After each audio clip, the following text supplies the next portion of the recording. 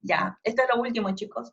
Ya, les decía, la regurgitación es el retorno de una pequeña cantidad del contenido gastrointestinal, sobre todo el contenido gástrico, pero por el aumento de la presión intraabdominal o intratorácica, ¿sí? Y además puede estar asociado, obviamente, a una insuficiencia del esfínter esofágico inferior. Generalmente eso sucede en aquellos pacientes que son obesos, que son muy gorditos, que por el crecimiento abdominal esto ha provocado que este esfínter se vuelva insuficiente. Y los pacientes con hernias de hiato, ¿se acuerdan la hernia de hiato? ¿Qué son los hiatos desde ya? Es un pequeño orificio que está en el diafragma que permite el paso de algunos órganos como el esófago de la caja torácica hacia la abdominal. Entonces, las hernias de hiato también pueden llegar a provocar el retorno de pequeñas cantidades de contenido gástrico, o sea, de alimentos, ¿no? ¿En qué circunstancias existe el aumento de la presión intraabdominal? Imagínense una comida abundante, con bastante gaseosa, pongámosles más a eso. El paciente empieza a presentar hipo, o por algunas circunstancias se comprime la región abdominal, ¿sí? Entonces van a regurgitar, van a devolver una cierta cantidad de alimentos que tienen que ser expulsados por la boca, ¿sí? Esa es la regurgitación. La regurgitación es muy frecuente en los niños recién nacidos. Por eso la mamá nos recomienda, nos dice, ¿se acuerdan? Está recién lactadito, recién ha tomado su leche, no le aprieten el estómago, los papás ¿qué hacen? No sé si ustedes han visto a los papás, ¿no? Con los bebés jugando. Lo único que saben es botarlos al techo. ¡Uy! ¡Uy! Todo el tiempo. Y dicen, no le hagas así. Y al final, ¡rup! Termina vomitando. En realidad no ha vomitado, ha regurgitado por el aumento de la presión intraabdominal e intratorácica. Entonces dice, ha vomitado el bebé. No es un vómito, es una regurgitación. ¿Listo? Eso es muy importante que hablemos. Ya que hemos hablado de la regurgitación, vamos a hablar de otras cuestiones patológicas que reciben el nombre de mericismo y rumiación.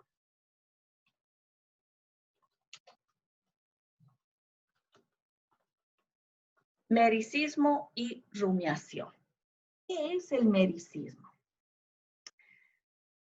Cuando la regurgitación se repite con frecuencia, o sea, es decir, cuando la regurgitación se vuelve habitual, porque ocasionalmente alguna vez nos ha podido pasar que hemos regurgitado, ¿sí o no, chicos? Seamos honestos. Alguna vez hemos comido harto, hemos exagerado en comer, a lo mejor hemos bebido un poquito, una cervecita, una gaseosa, y nos ha tocado, ¿sí? ¿Sí? Apretarnos el estómago porque se te ocurrió meterte, no sé, a algún lado y te apretaste el estómago, o el pantalón estaba muy presionado, no sé. Regurgitamos. Eventualmente nos ha pasado alguna vez en la vida, ¿no? Pero cuando ya la regurgitación se vuelve habitual, constante, se repite con frecuencia, y el enfermo expulsa hacia afuera la sustancia regurgitada, o sea, cuando ya es todo el tiempo, se llama mericismo cuando el paciente, el contenido que ha regurgitado lo escupe, lo elimina, ¿sí? Pero se denomina rumiación cuando el paciente, ¿sí? Esos alimentos que han sido regurgitados, los mastica y los vuelve a deglutir. ¿Sí? Los vuelve a deglutir, ¿ya? Ahí se denomina rumiación. La rumiación puede estar condicionada por nuestro entorno social. Dígame, ¿alguna vez acaso hemos tenido que escupir lo que hemos regurgitado o por condiciones sociales porque nos encontrábamos alrededor de mucha gente, no hay las condiciones? ¿Voy a escupir lo que he regurgitado, una escasa cantidad o algo? No, la mayoría la vuelve a deglutir. Sin embargo, patológicamente cuando es un hábito regurgitar a propósito, sí que ya se llama mericismo, y para poder rumiar ya se considera incluso un trastorno psiquiátrico. Miren, cuando yo era estudiante, recuerdo un caso, un pacientito que era de psiquiatría, y con esto voy a terminar, ya, para no saturarlos mucho. Les voy a contar esto. Resulta de que yo estaba en el último año de medicina y me tocó pasar psiquiatría. Y mi docente, una doctora muy reconocida en Sucre en la parte psiquiátrica, era mi docente y estaba más loca que los pacientes. Era un chiste, pero una excelente doctora, ¿no? ¿Ella qué hacía? De entrada, las prácticas nos llevaba al mismo psiquiátrico, ¿ya? Y nos asignaba un paciente para cada estudiante. Como había un montón de loquitos por ahí, entonces agarraba y decía, para cada uno, un paciente, ¿no? Y me dice, venga, venga, doctorita, era, ¿no? ¿Está viendo aquel muchacho de polera azul? Sí, le digo, ese es su paciente. Y yo, entusiasmada, estudiante, como dicen, chupa ustedes, ¿no? Estudiosa. Doctora, ¿cómo se llama ese paciente? No sé, no sé. Esa es su obligación, averiguar cómo se llama, cuántos años tiene, cuál es su diagnóstico. Y si usted llega a diagnosticar, quiero que me averigüe cuál es el tratamiento de este paciente. Imagínense en nuestra primera clase que te asignen un paciente donde tienes que adivinar todo. Ya bueno, pues no. Empecé a acercarme al paciente, poco a poco, ¿no? Hola, ¿qué tal? ¿Cómo estás? Y ya desde ya los pacientes son ariscos, ¿no? Te huían, era complicado. Y lo primero que me preguntó, me acuerdo, es, ¿tienes cigarro? Y yo era, no, no tengo cigarro. Si no tienes cigarro, no voy a hablar contigo. Quería cigarrillos, imagínense. Yo era, ay, no. Ojo que era controlado, era imposible meter cosas al psiquiátrico. Yo era, pero tenía que ver la forma y la manera de ganármelo al paciente para sacarle información, ¿no? Y otra probabilidad era ir a comprar a una enfermera para que te preste la historia clínica. Y eso era imposible, ¿no? Porque las enfermeras súper adiestradas decían, no, la doctora me va a matar, me puede hasta despedir, no puedo prestar historia clínica, por favor, nosotros rogando. Y en mi época no había pues ni cámara en tus celulares para pedirle que te saquen una fotito, si quiera sí o sí, préstemela, la voy a copiar rapidito y se la voy a devolver, nada, no, súper adiestradas, ¿no? Poco a poco empecé a acercarme al paciente, a preguntarle qué se llamaba Julio César, no me olvida nunca de él, ¿no? Era un paciente, bueno, obviamente me lo tuve que comprar, la confianza me tuve que comprar. Ustedes sabrán que ante todo era no hacer lo que sea. Me pedía cigarrillos, yo veía la manera de meter cigarrillos. Ojo que a la entrada te revisaban las mochilas, ¿no? Así que podrán imaginarse dónde metía yo los cigarrillos. Así, ¿no? Entonces llegábamos y poco a poco lo empecé a entrevistar. Se llamaba Julio César, tenía su nombre, su apellido, su fecha de nacimiento, todo. Este muchacho era un chico, era, era ayudante de un pintor. Ya, ustedes ya en Sucre hacen mucho arte, ¿no? Hay chicos que realmente hay escuelas de pintura y todo y hacen mucho arte. Entonces, este era pintor. Entonces, yo agarraba, me llevaba un cuaderno de dibujo o simplemente hojas de papel bond y le hacía dibujar. Todo el tiempo le hacía dibujar. Mientras hablábamos, le encantaba dibujar. Le llevaba un lápiz y le hacía dibujar. Y empezaba a dibujar paisajes.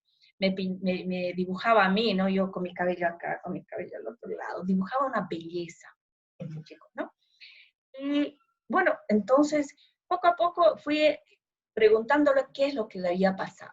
Él me dice, yo era ayudante de un pintor, pero poco a poco él sintió que empezaba a perder la razón. Él mismo reconocía que se ponía agresivo, que de la nada se enojaba, empezaba a romper obras, golpeó a su maestro. También mencionó de que sentía que las cosas que él pintaba se movían por sí solas. O sea, según él pintaba personas y las personas después le hablaban y que por eso había dejado de pintar, ¿no? Les juro que este muchacho me tenía en las nubes, no tenía ni la menor idea qué tenía, con tantas enfermedades que te dicen, ¿no? Pero a veces que avanzaba decía, ah, es eso lo que tiene. Ya, decía otra cosa, decía, no, no es eso, y otra vez, ¿no? Hasta que al final, miren, en un año, porque mi gestión de mí era anualizada, casi al final me di cuenta que mi paciente tenía esquizofrenia. No, llegué a la conclusión de que tenía esquizofrenia. No, di mi examen, el último examen era oral, era ese tema. No, en realidad mi examen era mi paciente. Tuve que presentarlo como ustedes me presentaron, ¿no? Paciente, 24 años de edad, internado en el hospital psiquiátrico, así una cosa así, ¿no? Diagnóstico, ¿sí? Esquizofrenia. Bien, me dijo mi doctora. Bien, doctora, es esquizofrenia, ¿sí? Pero ¿qué presentaba mi paciente que no me pude dar cuenta? Mi paciente tenía mericismo y rumiación. Jamás me di cuenta de que mi paciente, claro, yo lo miraba, que se colgaba del árbol, que se apretaba el estómago, hacía lo que sea, ¿sí? Para regurgitar. Él todo el tiempo paraba masticando algo. Yo creía que era chicle. No había sido chicle, sino que regurgitaba todo el tiempo. Cuando me preguntaban, ¿usted ha visto qué es lo que para comiendo todo el tiempo? Y ahí me entró la duda. Aproveché que la llamaron a algo a la doctora, salí, lo encontré al paciente y le dije, abrí la boca, quiero ver qué estás comiendo. Y cuando estaba masticando el almuerzo de mediodía, ya era las 4 de la tarde. Yo era, olviden, es mericismo y rumiación. Entonces, el mericismo y la rumiación, chicos, está asociado ya incluso a trastornos psiquiátricos. Nadie por sí, o sea, se va a provocar, ¿sí? Una regurgitación para continuar rumiando todo el tiempo. Muy bien.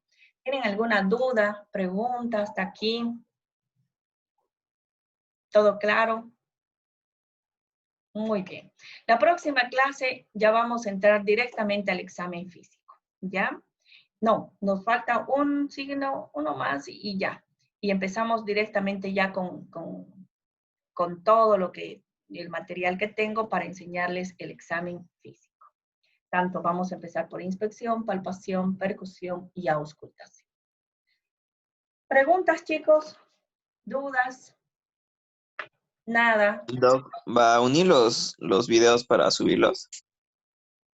Bueno, voy a hacer ese esfuerzo. Se los voy a unir y lo voy a subir en uno solo, ¿ya? Porque es... Ay, voy a dejar de grabar. Espérenme. Voy a dejar de grabar.